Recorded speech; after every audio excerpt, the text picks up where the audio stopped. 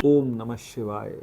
न यावद उमानाथ पदारविंदम भजन्ती है लोके परेवा नराणम न तावत सुखम शांति संताप नाशम प्रसीद प्रभो सर्वभूतादिवासम। भगवान शंकर की स्तुति की जा रही है उस ब्राह्मण द्वारा, और ब्राह्मण जो हैं स्तुति करते हुए भगवान से कह रहे हैं कि हे पार्वती द्वारा पूजित भगवान, मतलब पार्वती जो हैं, माँ भवानी जो हैं, उमा जो हैं, वो अधिष्ठात्री देवी हैं, वो शक्ति हैं, और शक्ति का जो सर्वोच्च रूप है वो माँ भवानी है। और उनके द्वारा पूजित भगवान शिव, मतलब भगवान शिव जो हैं उनकी पूजा माँ भवानी करती हैं।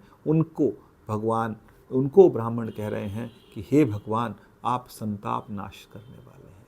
संताप और ताप ये जीव को हमेशा तंग करते हैं, मनुष्य को हमेशा ये तरह के संताप जो होते हैं वो तंग करते हैं। मैंने पहले भी कहा, अधिदैविक, अधिभौतिक और जो हैं मानसिक ताप जो होते हैं वो मनुष्य जो है वो कभी कभी नहीं सहन कर पाता। जब वो सहन नहीं कर पाता, जीवन में दुख बढ़ते हैं, तो मनुष्य एक परमात्मा को ही पुकारता है। तो संताप नाश करने वाले हे शिव, आप मुझ पर प्रसन्न होइए। प्रसन्न होने का मतलब है कि आप मेरा कल्याण कीजिए। कल्याण जो है वो भगवान शिव ही करते हैं। ऐसा ही भगवान शिव द्वारा रचित जो है राम रक्षा स्तोत्र, उसमें भी भगवान शिव स्वयं कहते हैं कि राम से बड़ा और कोई आश्रय नहीं है। मैं उन रामचंद्र जी का दास हूँ, मेरा चित्त सदैव राम में लीन रहे।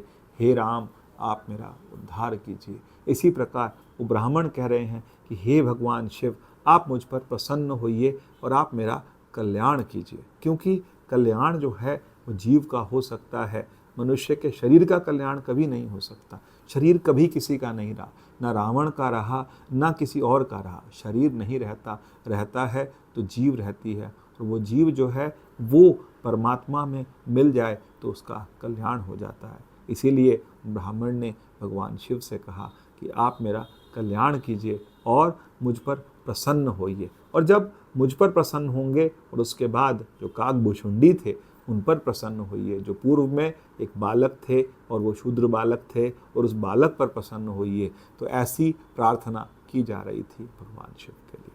ओम नमः शिवाय।